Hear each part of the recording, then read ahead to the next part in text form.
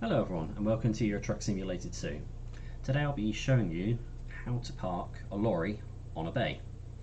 So here we are at a distribution warehouse just on the outskirts of Paris, and I'll be showing you a few reversing tips, at the end of which we will then park in between two of those trailers.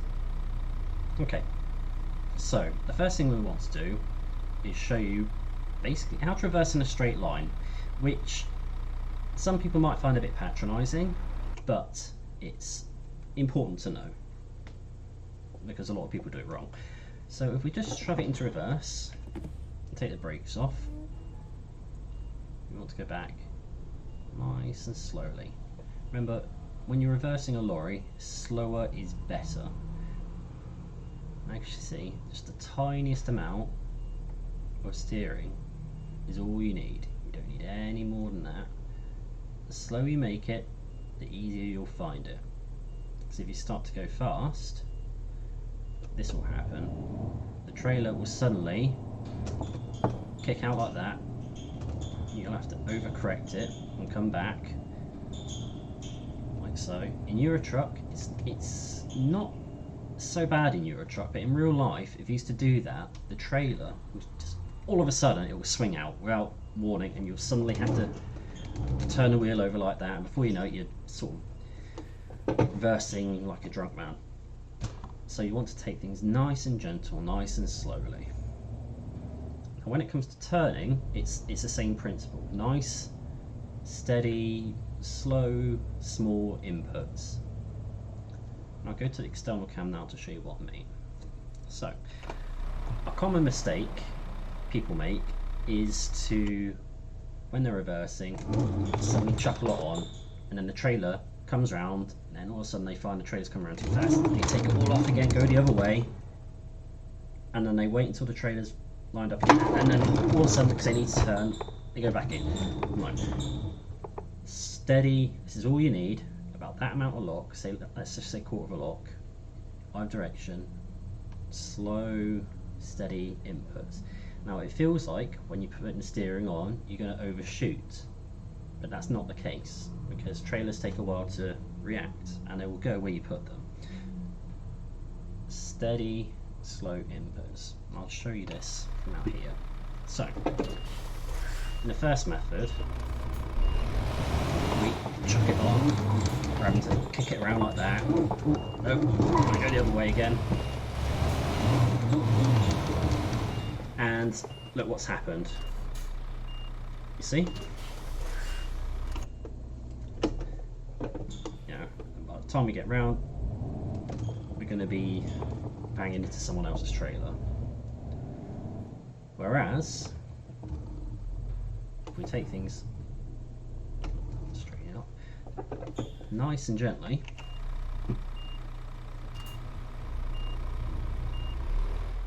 nice and slowly, nice and gently.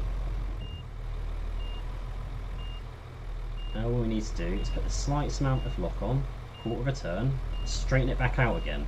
Don't keep the wheel turned. While the trailer is in this configuration, while it's off centre, it will continue to turn with your wheels straight. And that's what you want to aim for. You want to keep your wheels straight as the trailer's coming around. And you see what it's doing? It's getting tighter and tighter and tighter. Now you just slight inputs like that, nice steady slow inputs, and then we can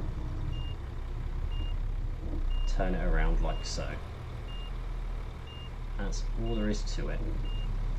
Nice steady slow inputs, very small corrections like so. The slower you can do it, the slower you can turn the wheel, the better. Like so, and there we are, bang on the line. Very small inputs. Right. So with that in mind, let's put that into practice. So let's just say we've come in through the gate at the bottom there. We've been told by the gatehouse which bay we're in. We're going to go in between the walk-in floor and the fridge trailer on the other side of that transporter there. Now as you come in, we're on the left hand side of the vehicle, the bays are on the right. So if we was to do it from that way and come in, we'll be doing it blindside. We'll be using our mirrors entirely. We don't want to be doing that. When we're parking, wherever possible, we want to be looking out the window, because that makes life so much easier. Blindside reversing is genuinely very difficult, and you're never 100% sure where the back of your trailer is. And the key to parking is, if you lose sight of the back of the trailer, you're going to hit something. It's as simple as that. Keep that in your mind. If you lose sight of the trailer, assume you're about to hit something, because 9 times out of 10, if you don't know where it is, you're going to hit something. I've done it. I've took out a tail light before because I assumed where the trailer was. I thought, oh, it'd be fine. I know where it's going. Completely oblivious to where the back of it is. All of a sudden, there's loads of shouting. I've reversed into a post. You know, always, always, always keep it where you can see it. If you absolutely have to blindside reverse, scope it out beforehand. Know where everything is before you start the maneuver, and use a reference point so that you can say, oh, on this side, if the trailer tires are on that line, I'm going to have, you know, like 2 meters on my other side. Okay, so you always have to know.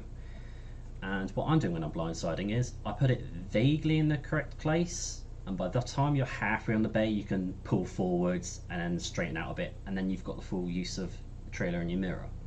But in Euro Truck, there's not many situations where you have to blindside. So the first thing you want to do, obviously, is make life easy for yourself and come in on the proper side. Now with this one, it's easy. You're just coming down there and spin a UE down here. The second thing you want to do is get that axle raised. If you've got a lifting axle, lift it. Doesn't matter how much weight you got on the trailer. Doesn't matter. You're not on a public road. Okay, your braking and suspension performance isn't an issue here, and you're not going to overload the axle. It's not really possible to do unless you're overweight on the trailer anyway. So you want to get that axle lifted. The reason for that is, with a tag axle particularly, you'll be decreasing the wheelbase of your tractor unit, which means that it can turn a lot tighter. It makes it a lot easier to get into tight spots. It's less of an issue at somewhere like here, okay, but it makes it more manoeuvrable. Secondly, if you can imagine, you've got both of those axles on the ground. Let's just drop it so I can show you what I mean. You see what's happening? It's scrubbing those tyres. They're fighting each other. So if you lift that axle, you're not scrubbing the tyres, they're not fighting each other. And the effect of that is you have a lot less ground resistance, you'll be saving tyre wear, and it makes it a lot easier because you've got a lot less friction. Not so much in Euro Truck with the friction side of it, because they don't seem to have modelled tyre friction very well. In real life, if you have the axle down and you begin a jackknife turn, the moment you lift off the accelerator, even if it's still pressed down, if you lift off a little bit, you stop dead. Okay. So get that axle lifted. It makes life a lot easier for yourself. Position yourself in such a way that you're coming in at the best direction. Okay. Of course, before you even get to a gate, we know trade outs. Okay, we know it's an easy drop. You don't know every drop. Okay, so as you're coming down the road, scope the place out, come in nice and slow, so that you're coming in a gate at a correct angle. So the last thing you want to do is go through the gate and then have to reverse out and then drive back in again because you're at the wrong angle because the bay is directly there, for example.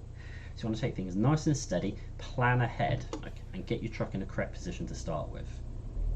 Okay, so we've done all that. We've planned ahead. We slow down on the road outside here. We scope this out. We can see there's a big area to turn. We've asked the gatehouse which bay they want us to park on, and we've gone to the end, lifted our axle and turned around. So now we want to position ourselves for the park. Now this is something a lot of people get wrong. If you don't get the position right to begin with, you're stuffed already. Okay, a good park depends on a good setup.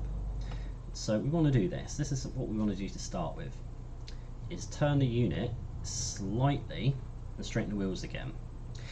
And the position we're at, we could be further over to the fence, okay, but we don't need to be. There's a lot of room here.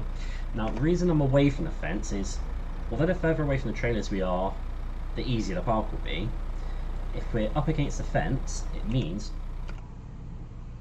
that we're going to have to be looking in that mirror all the time to make sure we're not going to twat the nose on the fence when we swing it back around.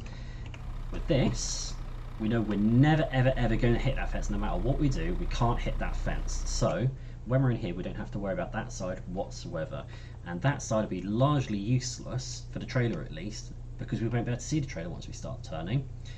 And because we can't see the trailer, we don't be looking in the mirror for the trailer, so we can take out the cab from the equation. There is absolutely zero reason to look over in that direction whatsoever. Of course, in real life, you would be glancing over there to make sure there's no trucks coming, blah, blah, blah, blah. But in your truck, with this, it means you only have to sit in this view.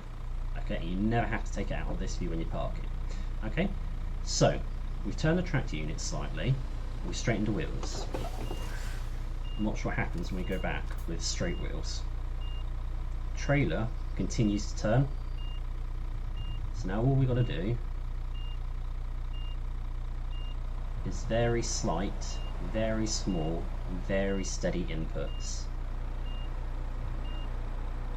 Okay, very slowly beginning to turn the wheel around. Very, very slowly, slightly back again. And now we're going to straighten up. When you're straightening up, you want to do it a bit faster, okay? Okay, and we've gone over a little bit, so we just need to overcorrect it slightly. Remember, small corrections.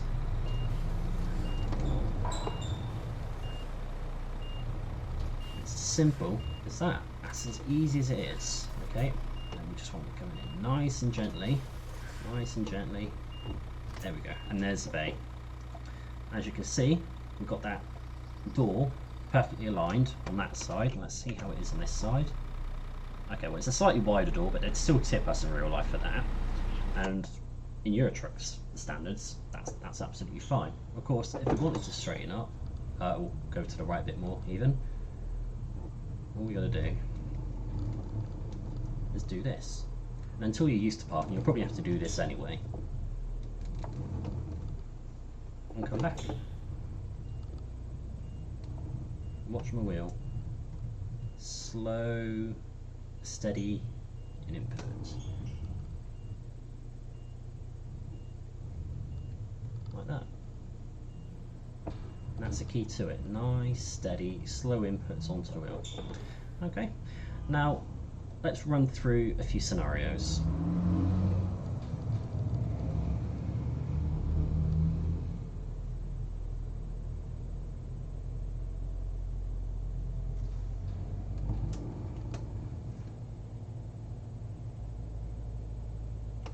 Okay, the trailer is slightly cocked already, so we don't need to worry about that.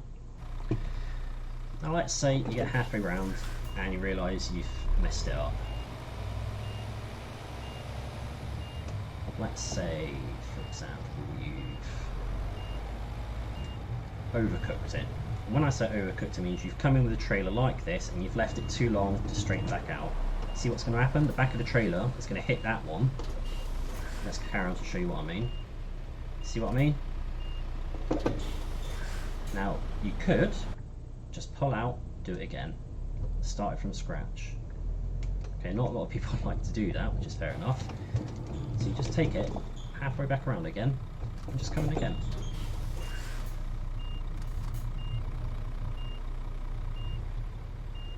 Slow, steady inputs.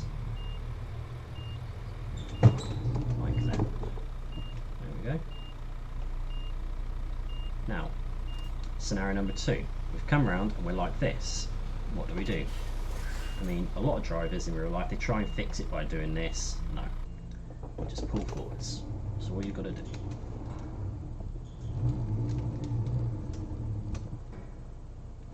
Pull forwards. Trailer as straight as you can.